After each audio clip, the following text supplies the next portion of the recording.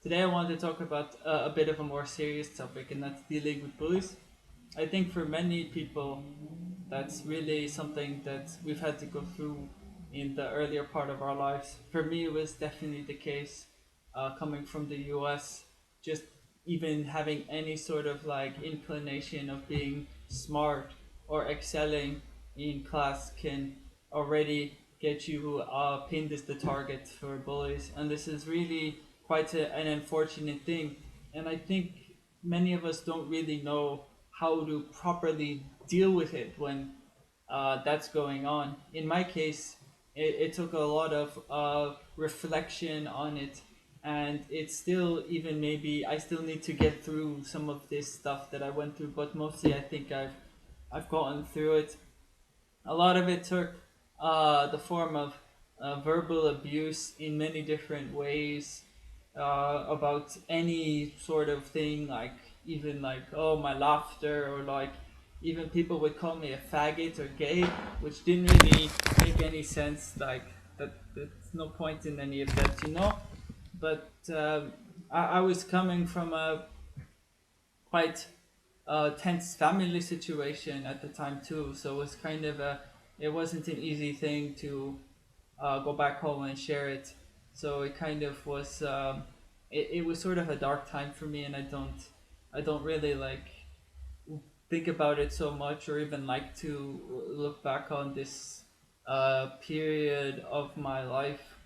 I think the only thing that we can do to get past it is to just to keep going and putting our heads forward.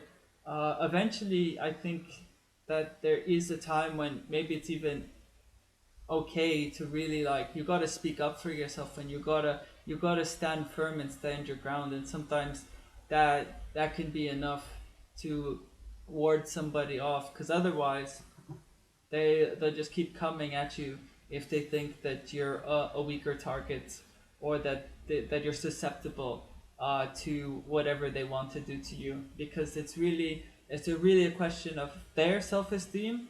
But if you get too absorbed into whatever they're saying or doing to you, it can really make you question your own self-esteem. And this was something that I was doing for a number of years, and I even realized that in very benign encounters with people, I would like think that they would want to wrong me, or I kind of was even a bit defensive and apprehensive about really non-dangerous situations. And this is something that really takes a lot of time, and there's no good way to like tell anyone like how to get through this, especially like if they're really in the thick of it. And there's sometimes it almost feels like there's no outlet for you to go to. It's like how can I express this? How can I get it to stop? And it doesn't feel like it could stop sometimes. And but eventually, of course, you get past this situation, and if you stand your ground, it might even help you get past the situation faster. And it takes a lot of time as the on the receiving end of it to undergo this healing process. For me, a lot of that has been in music.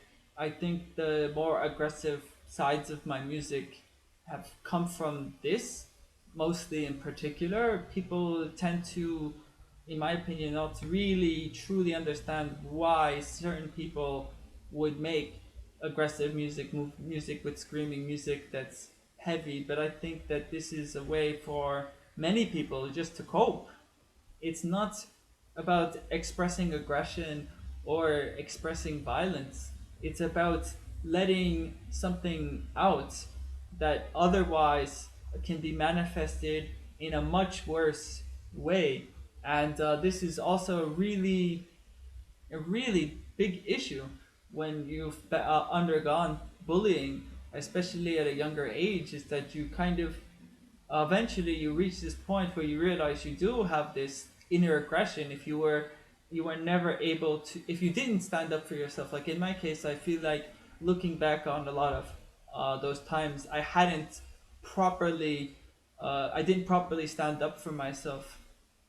And this really this led to a lot of inner aggression, and even at times it can lead to self-directed aggression. And this is a really difficult thing to even bring up or talk about with people, because we want to stay silent about these things, and we keep this situation, this pain with us. But in the end, it's not really worth it to stay silent about these things. It needs to be expressed. It needs to be let out. And of course, the worst thing we can do is let it out in the same form that we received it in. I think that's the least constructive way we can let it out. The most constructive way is to find an outlet for it which doesn't cause damage to anyone.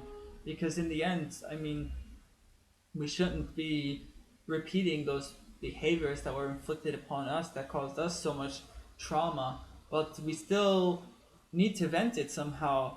I think that always with these kinds of situations, the energy comes and then the energy needs to go. It needs to be let out in some way or another. I don't practice meditation too much. I have a bit in the past, but not too much. I think meditation could be one way of dealing with this, but if that's not your thing or your outlet, you can find it in art, in music, or even in sports, or various number of other ways to let it out without inflicting aggression upon another, because it's just it's not worth it to do that to someone else. Really, there are much better ways to go about things. I don't really know what else I can say about this. I think this is something that is not. I'm not alone in this kind of experience. There are many of you who've dealt with these difficult things when you were younger. I sure had my share of it, and it was really terrible. And I know some of you have had that too. And I hope maybe one of you will see this. And thanks for watching.